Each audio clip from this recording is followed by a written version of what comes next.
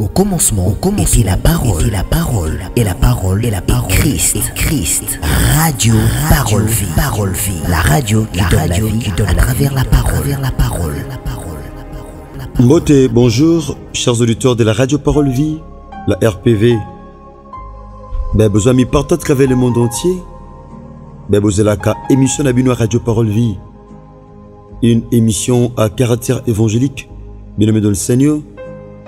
Au tout à Kassango Malamu, il y a Jésus Christ à Nazareth, Nzamba Solopé à Beaumont. Nakati ya Radio Parole Vie, une radio chrétienne. Au Teaka Misala, il y a Jésus Christ à Nazareth Nekoulous. Parce que les œuvres de la croix de Jésus-Christ nous imposent à beaucoup de choses. Na réussite, na témoignage, na bonne santé, na kutama na kubanga nzambe, pe na makamususu yaya yokosalesa wa mutema. Merci papa, merci maman. Na attention au pesa biso na Radio Parole Vie. Te abino maite mungu ate mafuta te, kastote akali loba. Bien-aimé dans le Seigneur. Pamba te na kati liloba, délivrance ezali. Na kati liloba, guérison ezali. Na kati liloba, élévation ezali. Na kati liloba, succès ezali. Voilà pourquoi Nzamba Zoebisa Josué, dans chapitre 1er, verset 8. Habitez ce livre de la loi. Que ce livre de la loi ne s'éloigne point de ta bouche. Abitika livre au buku oyo ya mibeko, buku oyo ya mibeko elongwa te na munoko na yo. Elongwa te oko méditer yango tango nyonso. Oko méditer yango na tongo na moi na butu pona o réussir. Donc la réussite est dans la parole de Dieu. La guérison est dans la parole de Dieu. Le succès est dans la parole de Dieu. La grandeur est dans la parole de Dieu. Tout ce dont nous avons besoin, bien-aimés, source nango, c'est dans la parole. Une parole vie, une parole authentique.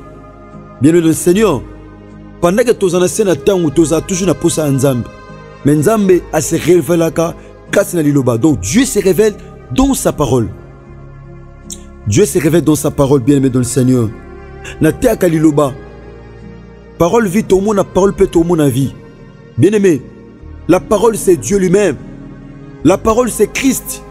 Il a dit dans Jean chapitre 17, Père, sanctifie-les par ta vérité, car ta parole est vérité. Bien-aimé, c'est la parole de Dieu qui nous sanctifie.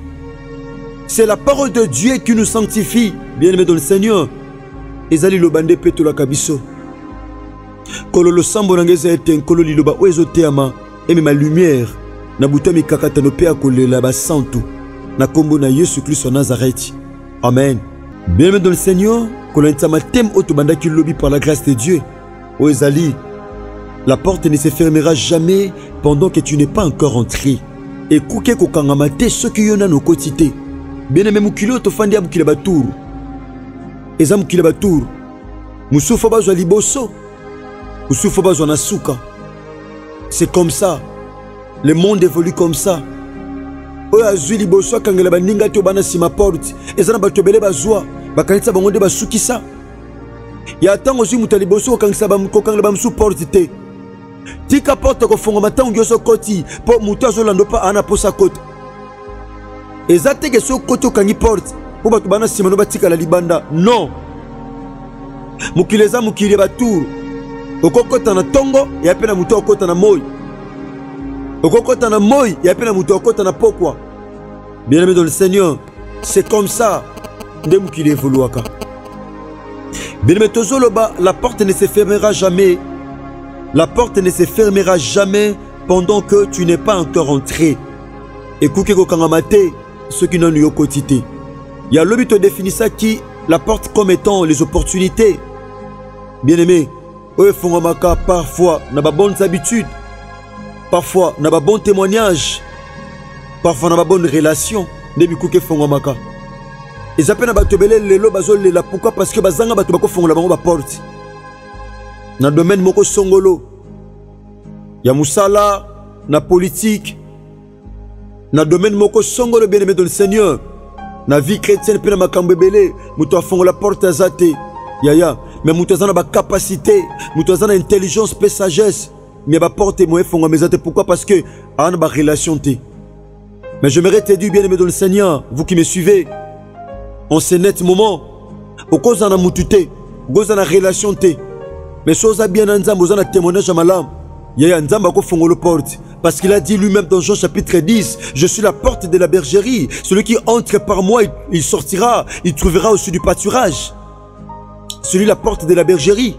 Chose na mutoko fongolo porte, mais il y a un Dieu capable. Il y a un fongolo ba porte. Il y a un Dieu capable de fongolo ba opportunité. Chose ba relation te, on a bande côté, na ba entreprise moko songolo. Yaya, pour ba fongolo porte, mais il y a un Dieu social et confiance. Ako fongolo kouké. Ako fongolo kouké. Mais même mutoko kota ki avant yo, azoe ka des chances. Tu peux grâce au côté de liboso et nous avons dit que nous avons côté kangi porte. Non, mais pendant que nous avons côté porte ko kangamate. Yaya, porte wana bonne santé ko kangamate pendant que nous avons bikité na passe aux autres tungiso. Na maladie aux autres tungiso. Santé aux autres tungisa. O me la bakisi. Oui, porte guérison ne kangamite. Et au kangamate jamais.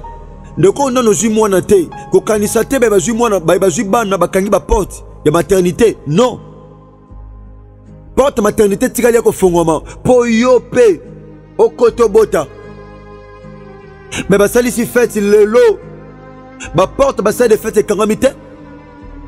Ya ba porte ça toujours ko fongoma po yo kwa na sima yo pokota. Muto amati avion lelo akangi porte avion te. Muto azui visa lelo akangi pe porte ambassade te. Muto abali lelo akangi porte mabala te. Muto a tombo mi lelo akangi porte élévation te. Muto a sombi lelo akangi pe porte à marché te. Muto a teki lelo akangi pe porte à marché te.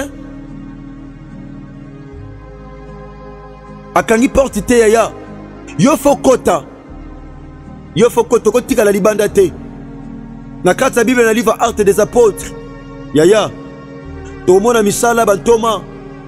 Tomona comment il y avait un paralytique Azaki devant la porte de l'église, devant la porte à temple appelée la Belle. Bien-aimé dans le Seigneur, Azaki libanda pendant au Sengambong. Il y avait une loi et un péché qui a côté en a quatre. Pourquoi? Parce qu'Azaki a infirmité corporelle. Infirmité n'est pas ça qui est de ta côte. Yaya, Azaki na infirmité. Tant qu'on moni Pierre dans Jean, qu'on pousse na pendant qu'on kota na heure il y a culte. La Bible dit à fixer bango regard, à zozer quelque chose que tu pas na bango. Père Aloba qui je n'ai ni argent ni or, mais c'est que je te les donne au nom de Jésus-Christ de Nazareth. Lève-toi et marche. Aussitôt, Moutouana Telemani Patambulaki. Il y avait une loi, un péché qui a côté dans le temple. Andako Sengambongo, mais ce jour-là, Kotaki. Atikala ite libanda. Bien-aimé, pendant que Ndekwana a Kotaki te ba porte église qui jamais au Kangama. La porte du temple ne pouvait jamais se fermer. Bien-aimé, tout le temps qu'il obéit cela des rois, chapitre 5, comme on a 10e verset, tina verset nango 14. Bien-aimé, tout le monde qui comment Naman Oazaki général, Namboka Suri, Kolantama orientation porte formelle qui est yaya yakwana Israël ko kutana na Moussa Nzambe, Nanzela jeune fille Oazaki esclave, Oazaki comme captive. Bien-aimé, Elisa Yokaki, Abiboye Bisaya A. Bien-aimé, Tangu Yayaki, Elisa Bi Bokende Koye Bisaye, Akene Komiboka 7 fois na mer Jourdain. Abi Meye, Akosala Beponani. Est-ce que Bissokuna na Suri, Bibala Mnene Zakuna et l'équipe Bibale Israélité? Non, Kape Komisokola Kuna Pona Bika. Bien-aimé, Ezana Batubele Baocha Dut na Malobaba Sel Nanzambe. Parce que bazo komitala obaza, bazo tala pe obaza nango. Mais c'est bien aimé, cet homme a raté guérison, a raté miracle à cause de komitala. Et ça n'a belé à cause de rang social naye, à cause de standing naye, à cause de connaissance naye, à cause de puissance naye, à cause de mbongo naye, à cause de connaissance naye, à cause de succès naye, à cause d'élévation. Yaya, nzalo bikwezo yela, yaya, azo minimiser ango. Dieu peut utiliser n'importe qui.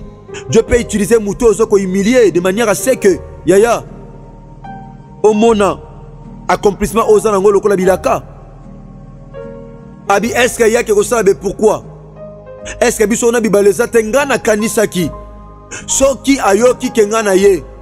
Akoya ye moko. Alors que c'était une personne qui avait la lèpre. Lèpre, c'est une maladie contagieuse. Même dans la Bible, la lèpre se guérissait en distance. Tant que j'ai maladie à lèpre, ils ont représenté péché. Faut à la distance. Un sacrificateur, on s'est présenté. Donc, au bika. Bien aimé, cet homme avait la lèpre. Lèpre, ils ont maladie. Eux, ils ont la sensibilité dans nzoto. Parti où ils ont touché la lèpre. Bien aimé, et ils ont la capacité à te toucher, à te bêter, la capacité. Cela, vous savez, dur, bien aimé. Un chrétien, en ce temps, mon avis, a péché, en a insensibilité. Attends, lobelaye, en a insensibilité. Tika masumu, tika kofinga, tika ekobo, tika kochola, tika kotonga. Oya qui est le felo, en a insensibilité. Pourquoi? Parce que lèpre c'est continent d'autres. Parce que lèpre c'est continent d'autres. Bien aimé, ma serviteur balandi, babitata. Ah, soki mosa na zamba senga ke loko makasi. Est-ce que olinga ko salate bongo le bika mi buaka na main Jourdain salango kaka ko bika. Ayokaki. Ayokaki, bien aimé dans le Seigneur. Il faut savoir parfois écouter les autres. Il faut savoir parfois écouter les autres, bien aimé. Iba ko kabatu, papa maman. Tango kendaka mi buaki na main, la Bible dit pour ce koma ki petu. Oh, c'est l'eau qui nous purifie. Oh, la véritable eau, c'est la parole. Oh, la parole, c'est Christ lui-même. Yesu Massia Nazareth, yende maïna bomoy. Pendant que je parle, bien aimé, tika Yesu Massia Nazareth, oaza maïna bomoy. Appelle la corps na yo, appelle la âme, appelle la santé na yo. Et pas le précote qui na musala, et pas le précote qui na libala, et pas le précote qui na ba projet, pas le précote qui c'est possible ce matin. Nazoté à papa moko, nazoté à maman moko, au parti moko comme qui est insensible, et zo simbate, nous avons évolué. Mais ce matin, na matin font la mutu moko porte, et font la porte papa, et font la porte maman, nazoté à mutu azondima. Je suis le prédicateur de la bonne nouvelle. Natia kabasi pe mibala kondima, nazoté à yo mon frère, nabi matia tonga lelo, et font le porte, so batu ba font la porte te, batu ba kangé la porte, baboya yo tomboama, baboya yo avancé, baboya témoigner. Il y a un Dieu qui est la vraie porte, qui est la véritable. Abi, je suis la porte de la bergerie. So ba yaba font la porte te, mais il y a un Dieu ce matin. Nazo font le porte papa, a font le porte maman, nazoté à mutu azondima, nazoté à batu nyon sauté, non te onde tu non monayo, non tu avec énergie. Pourquoi? Parce que na ibinzambo nandimela, nandimela Yesu Massia Nazareth, le seul et l'unique grand vainqueur de Golgotha, le commencement et la fin, le premier et le dernier. T'es non te à moi simoko, non te à papa moko, so ba doit font le porte te. Dieu peut utiliser n'importe qui, à quoi utiliser mutu moko ou songolo. Oh, yebite na bomoto, bene me pas fongolo porte, nazote a mutu moko, nazote a mutu azondima, natia kabatunyo sote ya, natia kabasi pe mibala kondima. C'est possible porte ou kangama e fongama na tongwa lelo, yoko tika la libanda te, o kota ki liboso na yo, ati akoki jamais ko kangelo porte, yoko panda ke nozo loba, ya porte ko kangama te soki no kotite, ata balobi a suite clôturer, mais na tour no ba ko fongola, ata ba kangi biro ambassade, na tour no ba ko fongola, ata ba clôturer liste ba tubazo na misala, na tour no ba ko fongola, ata ba kangi porte yaya babito oso suba tuté na tour no bako fongola na zo sa muta ko nima et pe ba tchami be ko ba kangi mais na tour na yo bako fongola. Pourquoi? Parce que la loi a été donnée par Moïse, mais la grâce et la vérité sont venues par une personne. De quoi zo betambo pendant que nos zoloba te na tour no porte ko fongama ce qui na tour na mongo sa ki ko kangama mais na tour ne ko fongama abango babi aba tu ba ko ta souté aba tu ba lekate mais yo ko leka pe ba tu ba lekate ko leka pe ba tu ba fongama to ko fongama pe ba tu ba somba to somba pe ba tu ba ko ta to ko kota nazote a papa moko na tu avec énergie na ndimela nzamba maite ya mungu ate ya mafuta te pe asingate te na ndimela matin de Koulousou, il a dit Père, tout est accompli. Il a tout payé à la croix. Naote à papa moko.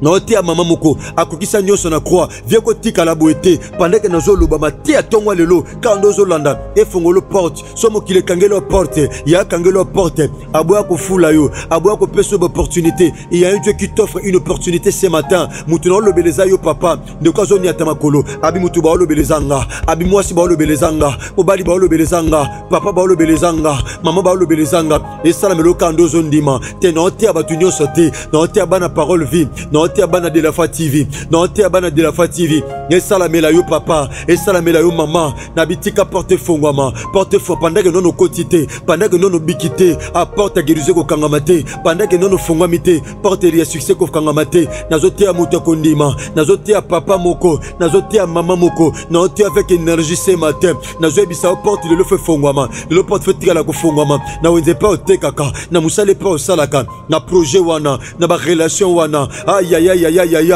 na contrat wana yo faut porter fongwama porte fait fongwama ata bakangaki babite to za suba tuté mais yo bakozwa yo pourquoi parce que ça mutakondima bakangela ke porte té mais porte tika la toujours ouverte. Merci chers auditeurs de la Radio Parole Vie. Merci chers téléspectateurs de Radio Parole Vie, de la Radio Parole Vie. Soyez bénis où que vous soyez, partout à travers le monde entier, Père Bozouami. Mon père, ça attention à Bino Bolanda, Abisso Tangonios. Tika Yesu Christ en Nazareth, Nzamba Solo, Père Abomoy. Nzamba Abikamo, Père Elonga. Asala Binongolu, Père Bolam. Naloba Tangonios, je suis le prédicateur de la bonne nouvelle. Natia Kabasi, Père Mibala Kondima. Merci papa, merci maman. Tika Yesu Christ en Nazareth, Apambola Bino. De quoi aussi m'a Matia, bien-aimé. Songo Bandozo Matia, Lokola Bisso, Yaya, Nanzela WhatsApp, Nanzela, il y a réseaux sociaux Mobimba.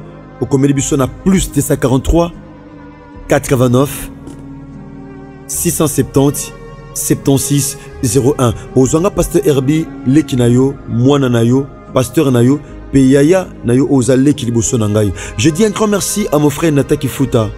Merci aux Asima Caméra. Merci mon frère Nataki Fouta. Je dis un grand merci à mon frère Gauthier Kele aux la régie et pas aux amis mon frère Gauthier Kele. Merci Namo Djaoutier, adresse église centre évangélique de la foi en Christ.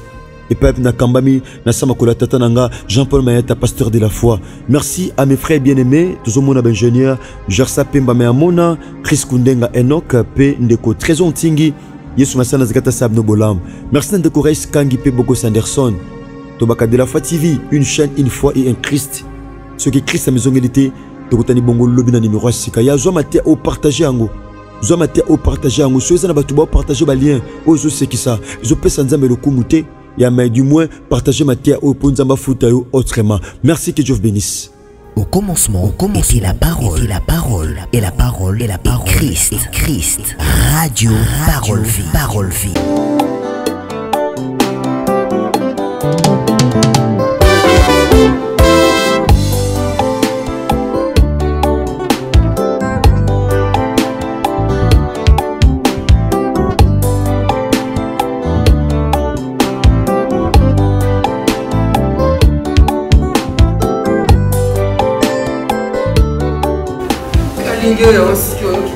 Papa, où est-ce que oh, kasi na kani yesu. Mais on katina suki.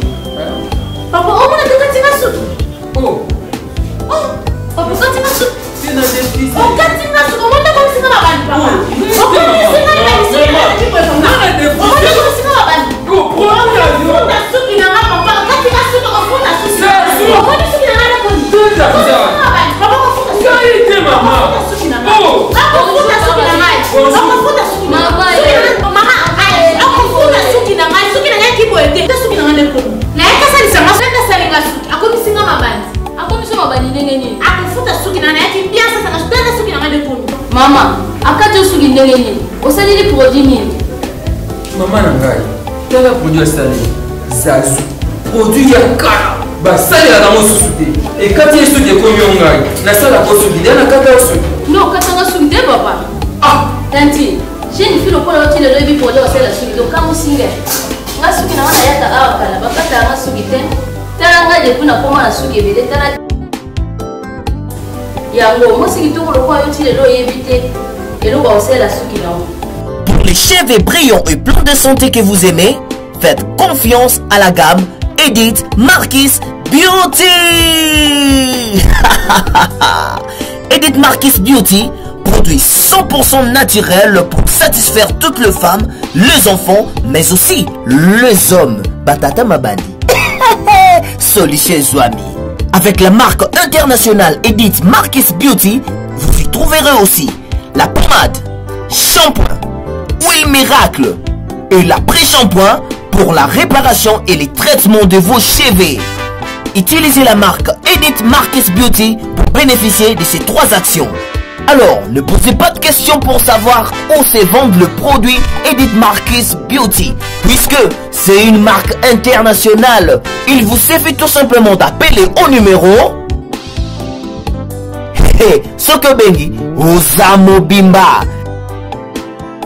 Edith Marquis Beauty, la protection et la garantie de nos cheveux. Edith Marquis Beauty, solution à la sous-binadiso.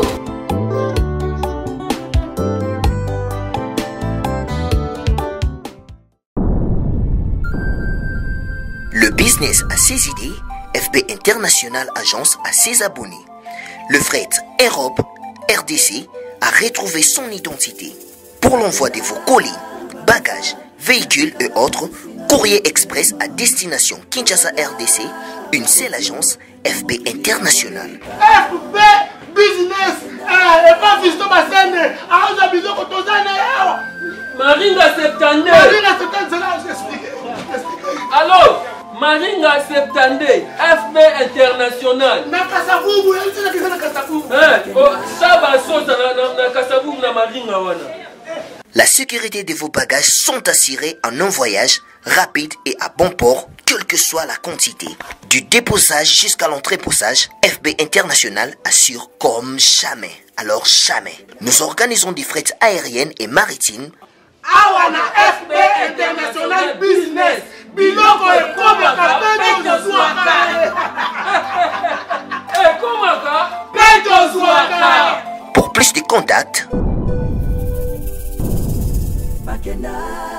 International. FB International. Souka. FB International. Danger. FB International. Dégâts. FB International. Masolo. Balobi kunande masolo ya kati. Mosusu olela. Mais FB International yango ni masolo.